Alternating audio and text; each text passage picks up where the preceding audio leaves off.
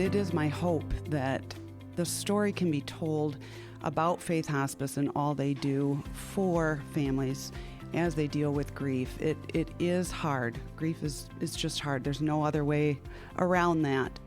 We did talk about grief growing up in the different stages. You still can't prepare. You just can't. I could have read all the books I wanted to about it, but nothing gets you prepared for it until you're on that journey. Hi, and welcome to our latest episode of This Day and Age, and I'm your host, Phil Tower. You know, in this episode, we are going to discuss the healing powers of getting care while you're dealing with grief. Some people have it in a delayed manner. For some people, it hits right away. But studies have shown that in any given day, over 50% of us are grieving the loss of a loved one. It could be a family member, it could be a pet, it could be someone we cared for. It's the loss of human connection or some other type of loss. It means that over half of the people we see or interact with every day are dealing with some type of grief. You know, that thing about you never know what kind of a day a person has had. It could be because they're quietly grieving. Grief, by the way, in case you didn't know this, does not discriminate. It doesn't come and go on a schedule. It is rather unpredictable. So in this episode, we are going to hear a personal story of grief. In just a moment, you will meet Heidi VanSledright. And her grief journey, like everyone's grief journey, is different. And fortunately, grief is not something we just put away in a drawer and don't talk about anymore. As time has gone on, social media, in an over-messaged world that we live in, it's become much more acceptable to share experiences on grief. And I'm really grateful to have Heidi VanSledright with us to tell her story. Heidi, welcome to This Day and Age. Thank you, and thank you for having me. It's an honor to be here. Well, I appreciate it. Not everybody wants to talk about something that's difficult like this, like loss. Your background is unknown to me, unknown to our listeners. So before we hear your story about grief, which involves losing your parents, love to know just a little bit about you. Sure. I was born and raised in West Michigan, grew up on the northeast side of town, and when I got married, I moved to the southeast side of town. My husband and I have been married for 38 years. We have 4 adult children, 2 grandchildren right now, with 1 more on the way in August. Busy. Yeah. A busy, full life. Yeah. Another chapter to that is, as of tomorrow, I will be retired from my career in early childhood education. Oh, congratulations. Thank you. Congratulations. Well, this is a story about grief, and it's a personal story. And I think what's amazing about this is you telling this story in a podcast for who knows who's going to hear this. Podcasts go out all over the world. You might be really helping someone to feel more comfortable about sharing their grief because I've known people who've grieved. I've grieved. I think it is the most normal human expression, and everyone's different, and I'm sure you've had the same experience. Your grief and your grieving journey involves your parents. It Share does. a little bit about the story, if you will. It does. And Phil, to go back to that a little bit, it is my hope that the story can be told about Faith Hospice and all they do for families as they deal with grief. It is hard. Grief is just hard. There's no other way around that. My journey began December of 2020, and I left my family and moved in with my parents on Christmas Day to care for them. And my mom was ill. She passed away January 3.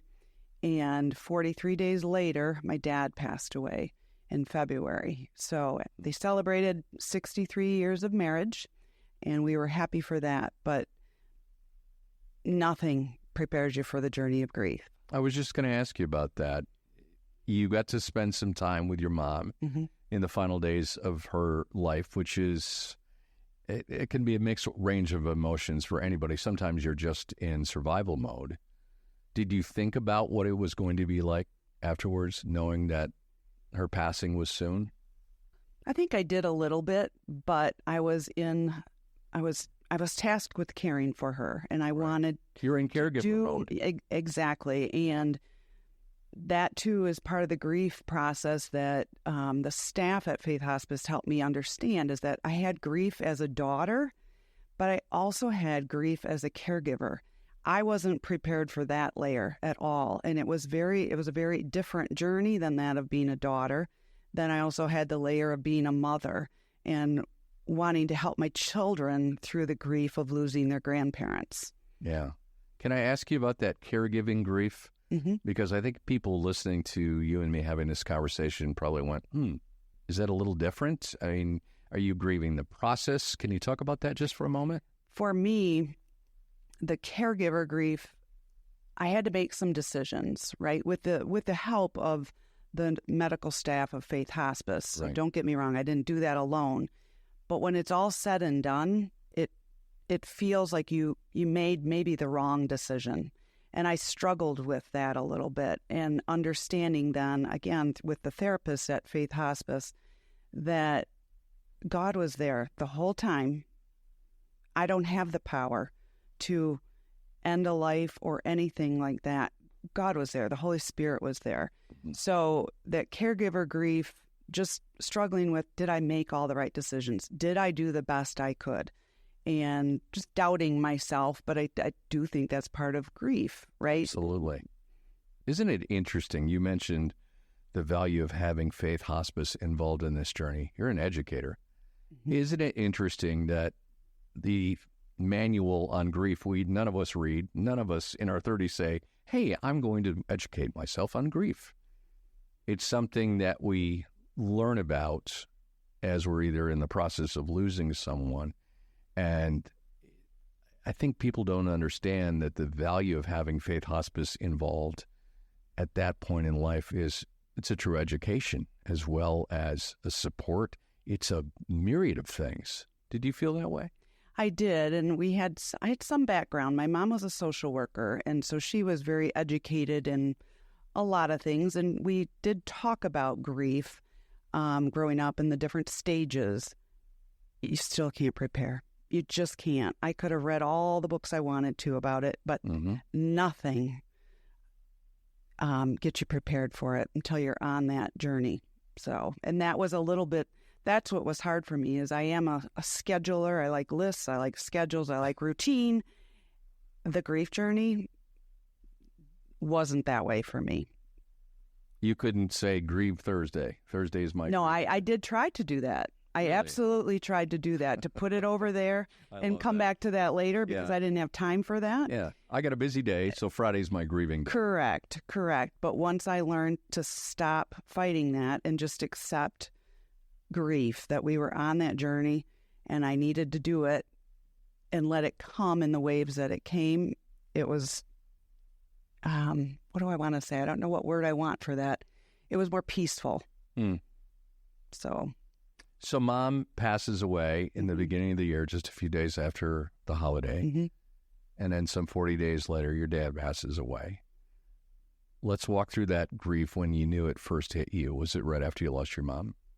No, because I went into caregiver mode for my dad, right? And trying to help him through the grief of losing my mom. Yeah. And then even after my father passed away, we were tasked with getting the house ready to be sold. And so again, I guess I did box it up and put it over there, had my moments, but we had a big task to do, my siblings and I. Had to be strong for Dad. Yeah. But after he was gone, getting that house sold was our priority. So grief hit when all the dust settled and you're left with memories. Yeah. And that's what was it would overcome me at times. I got to tell you, Heidi, we could do a whole episode on just getting rid of your parents' stuff and selling the house after they pass away. I've had several friends go through that. You're opening drawers, you're finding things. Did you go through that? We did, absolutely. It was the house that my parents built. They were the only homeowners, and so it was our family home. And that was difficult. But one thing I a therapist told me was to go to each room, take quiet time in each room of the house and say goodbye to that house or to the room, thank it for the memories.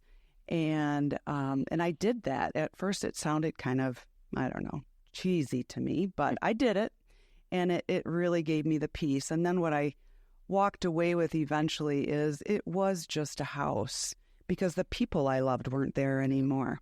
So I could say goodbye and thank it for the memories. Yep. Did you get to watch, after your mom passed, did you get to watch your dad grieve her loss? I did, absolutely. But again, my caregiver mode shifted into I got to help my dad through this and comfort him. What was that like, watching him? Heartbreaking. I mean, he lost the love of his life. For 63 years they were married. And watching him, knowing that someday my loved ones, if I pass away first, they're going to go through that, and trying to figure out, again, I'm a planner, so how could I spare them that? But we can't. You just, you go alongside, you walk alongside and help them. Did you sense he felt comfortable grieving in front of you? Yes. What a gift. Yeah, we thought so. I want to talk about, and by the way, Heidi, I'm so grateful that you're sharing this story with us on this day and age and our listeners. I want to talk about when Faith Hospice was there after your mom died, and then you're dealing with caregiving for your dad. I'm assuming Faith Hospice was there in that journey as well. Did they begin to share with you saying, hey, we're here and available for you if you need to talk? They absolutely did. And what did you tell them? I said, not at this time. Okay. It was too soon. I didn't even know what I needed. I was in such a fog, I guess is the best way to describe it. So my parents had both passed. We were into selling the house. I was still in that automated mode of getting that done. When that was done, I think they called again, and I again said, not at this time. And then they called again, and then I was ready. So I thank them for their persistence and just checking in, because that's what it was. They just wanted to check in. And I believe when I said no the first time, I invited them to please call me again, because they asked, can we call you again? And I said, sure. And then I was ready. Yeah, you just taught us something really important for everybody that's going to go through this, with their mom and dad, with anybody. You're ready when you're ready. Mm-hmm. Yes, agreed. And I started with Faith Hospice with their bereavement team on a one-on-one mode, and would see her once a week, if not twice a week, here and there. And then I worked down to once a week, and then I thought I could do every other week. And eventually I participated with their groups. They were meeting online at the time, and participated in a couple of their groups. Did you find at points until you said yes after that second call from Faith Hospice, did you find at points you were it was just bubbling under, but you were pushing it back down? You were maybe suppressing it? I wasn't suppressing it. It was actually the opposite. It was so overwhelming to me. I would cry myself to sleep at night. And then when I would wake up, finally get to sleep, and I wake up in the morning, it sounds odd, but I would cry myself awake, just sobbing. And so it became almost all encompassing, and I couldn't do anything. And that's when I knew I needed some help. I mean, we go to the dentist if you have a tooth problem, right? And you go to a physician for a medical. So why wouldn't I go to the experts who could help me with this journey, which I obviously needed help with, but I was pretty low. And your husband, you've been married, you said 38 years. How was he during this process? Very comforting.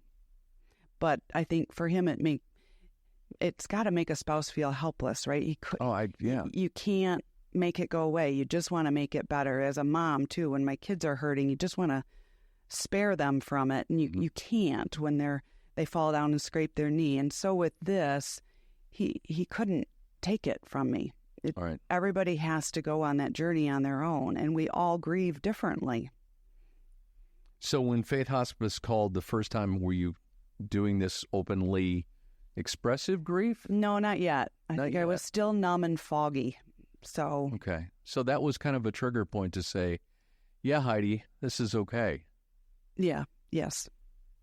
I was thinking about that when you described the second call, and it sounds like there was not a lot of hesitation. The No. hospice calls to say, hey, Heidi, we're here for you. So you ready? Yes. And I've done work myself on getting to know who I am. Okay. And so I could reflect and just say, it's okay. You know, I think sometimes getting help can be stigmatized as you're weak. Can't do it alone. You have to have help. Mm-hmm. In this case, that's not what it's about. Again, they are the experts. So why wouldn't we go to a team to help us with this? Did you know what to expect when you No. walked into your first session? No. And she was very comforting and not intimidating. Let me lead the discussion, but she obviously had some questions, some things to ask. And it would just open up different floodgates, and it would go. And sometimes, you know, I sat there and cried. And that's okay, to be told it's okay, and reassured that everything I was feeling, no matter if it was tears or confusion, this fog I talk about, it's all part of the process, and it's okay. And nor does it one day is great, and then the next day the floodgates are open again. That's okay too. It doesn't go on this schedule. So to learn that and be reassured was very healing.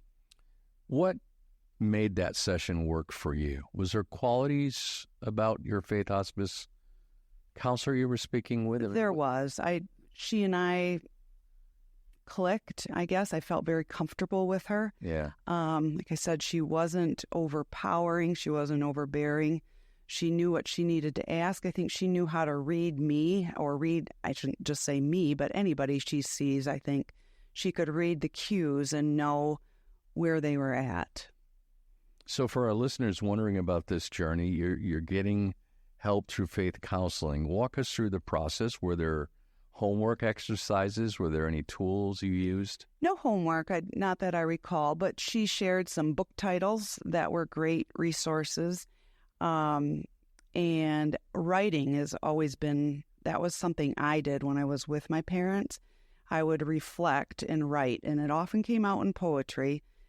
But that's my journal. The whole time I cared for them, just my writing will tell the story of how I was feeling. And when I went to see my counselor at Faith Hospice, one session I had written a letter. I wrote a letter to grief. And in that letter, I was honest and open with grief and what I thought about it and how I didn't want to go on this journey. I like to pick my companions, and I didn't pick grief as my companion. I don't like him. He's burdensome. Don't want it. And I really let grief know what I thought about it. I gotta stop you there. Yeah. You wrote a letter to grief.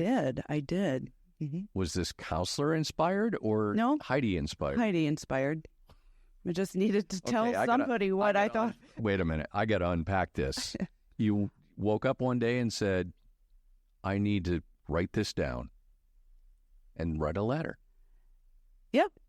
I like to write. I like always, as a child too, creative writing is a thing for me. So I can't really recall how I decided I would write a letter, but if you want to talk to somebody who isn't here, you write a letter, right? Well, and what I love about this, and I'm sorry to interrupt you, what I love is that first real key takeaway for people hearing you share this story is, okay, the timing is your own timing. You're ready for counseling. You're ready to face this grief thing head on when you're ready. Mm-hmm. There's no timeline. Secondly, I love, Heidi, your journaling while you're caring for your parents. So if there's people listening to us who aren't gifted writers like you, who love it and it just comes naturally, what advice would you have for them? I think that's so wonderful. You said, okay, day 13 with Dad. I mean, talk about what you were writing, if you would, please. Well, and I do want to say, I don't think of myself as a gifted writer. Writing is just one outlet for me when I'm feeling something, just like music is. I play the piano too, and there have been hours that I would sit down and play the piano just because I needed an outlet. So writing, it came out in poetry form. Again, it comes to my mind and I would just put it on paper. Sometimes it's a poem that rhymes. Sometimes it's just the one word type phrases, just getting your thoughts out there. So I think everybody can do it. You don't have to be a writer. Just put your thoughts on paper. Sometimes it unpacks and unburdens your brain from having to carry that. This is so good, because I think in caregiver mode, it's the last thing you're thinking about is thinking about how am I going to process this, and just taking notes, having a little notebook with you. Oh, I had that too. I still have the journal I have from the medical piece of taking care of them. That's sure. There. Someday maybe I'll get rid of it. Maybe I won't. But no, I have that journal too. So it was 3 years ago that, Heidi, you lost your parents, and you were talking about journaling. Have you looked back on some of these poems? Yeah, I do. I read them sometimes, and I marvel at the healing that can come. In fact, when I wrote that first letter to grief, I was very upset, angry, and frustrated with grief. And maybe a year and a half later, I wrote another letter to grief. And in letting grief know that we now had a new traveling companion and that joy was coming along, and now joy would lead the way. And I understood that grief would still always be with me, but I needed to let joy lead the way, because in the midst of grief, when it's thick, you can't even imagine that you'll have joy again. I couldn't imagine that I would smile again. Yeah. And like so many people probably do realize, when you laugh or smile for the first time when you're on this grief journey, there's a guilt feeling. I felt horrible guilt for being happy again. So again, come with the counselors at Faith Hospice, just having them help me understand that that's normal. I'm not the only one who's felt like that, and it's okay. It's a tough question, but it's okay. I get to ask them. Were you ever able to identify, or have you identified, what you grieved most about your parents? Ooh, that is a tough question. You know, they loved us well. And in fact, I put that on one of the pavers down by the bereavement center, because they did. They loved us well. And I just miss talking to them. There were so many times where I wished I could pick up the phone and tell Mom about this. She would laugh about that. Or call Dad when I'm in Europe, where he was from, because he would be amazed that I could pick up the phone and call him. So just talking to him. Yeah. I really love that. I really love that. Those poems, would you read one for us? Sure. My prayer was that my mom wouldn't be alone when she died, but as our nurse with Faith Hospice told me, sometimes moms want to spare their children from that last painful piece, and she encouraged us to let Mom have her quiet time. So I had gone to bed. My sister was with me at that time too. And in the middle of the night, that's when Mom went home. And this poem came to me the next morning. My clock read 2:12 a.m. I felt a whisper of wind as angels carried you home.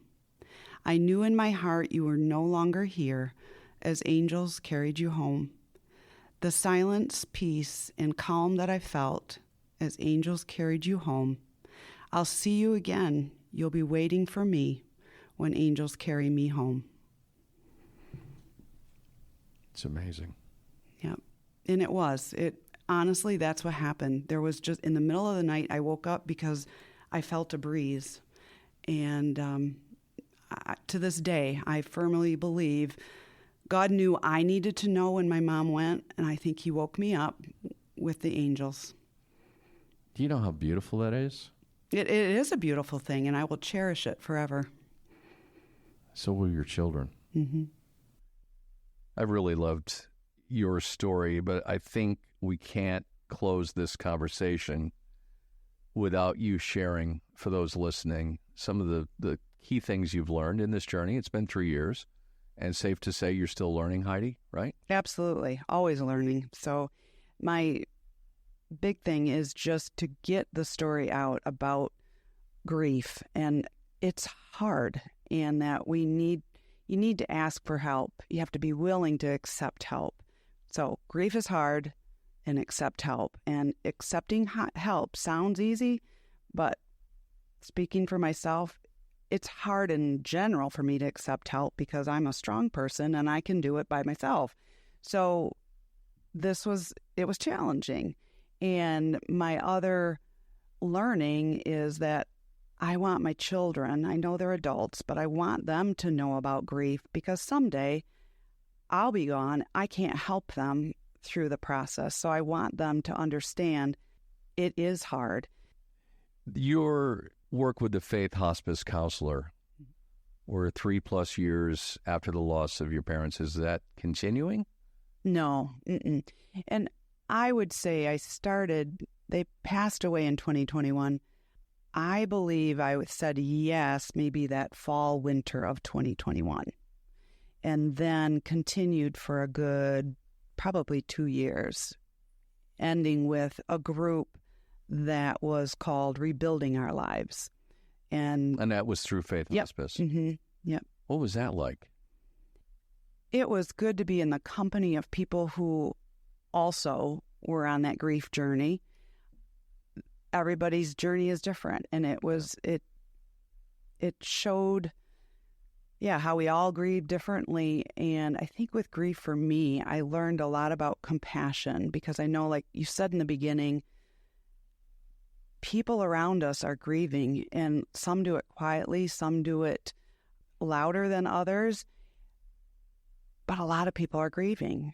And while somebody's having a bad day, you don't know why they're having a bad day.